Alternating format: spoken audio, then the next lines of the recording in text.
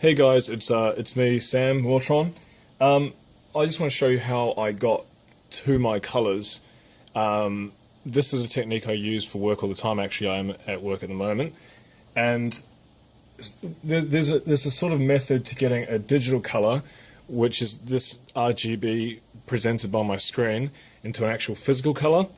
Now, there is a fundamental problem if you're trying to match from a screen, is that every single screen is different.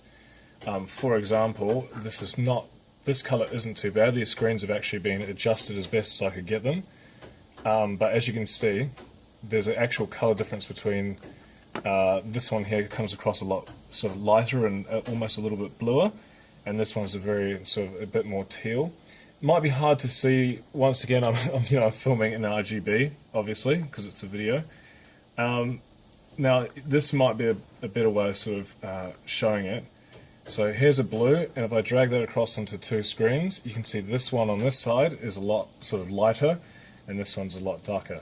So how do we get an RGB color into a color we can actually use? So I want to introduce people to, I'm sure this, look, if you know this, obviously don't know hate, but this here is a color matching guy called a Pantone book. Now, what a Pantone book is everyone in the world has a copy of this book, and they've all been printed exactly the same. This is an industry standard thing too, which means a lot of paint companies do use them. So for example, if I go 460C, which is this color here, and I call up somebody on the other side of the world and say, can you please produce this to match 460C, they will be able to pick up whatever it is straight away and color match anything accordingly, whether it be plastics, vinyl, paint, whatever.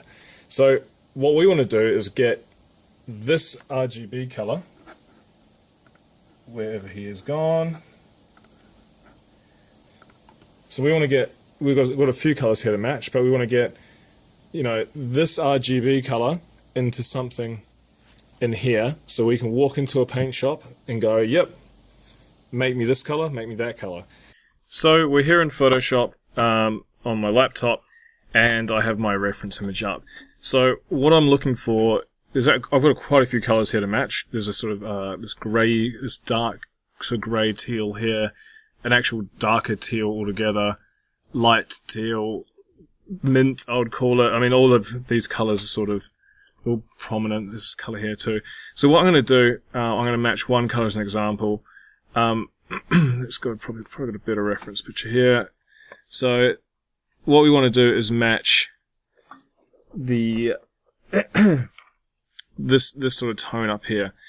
So what we do is we're going to zoom right in, and this is a weird color. It's like a really light, it's like a light teal. I could probably mix this myself, but test pots from a paint store are very cheap, and they're in small amounts as well. Sort of perfect for doing this stuff, so that's what I'm going to go for. So what I'm going to do is I want to find the lightest part of the color where it's the most clean. One thing you can do is actually average the color across an area, but I'm not going to do that. I like to sort of pick a color and then just tweak it slightly by eye. So let's grab a color here. So you can see here when I've used the eyedropper tool, I've taken the color and it's appeared down here.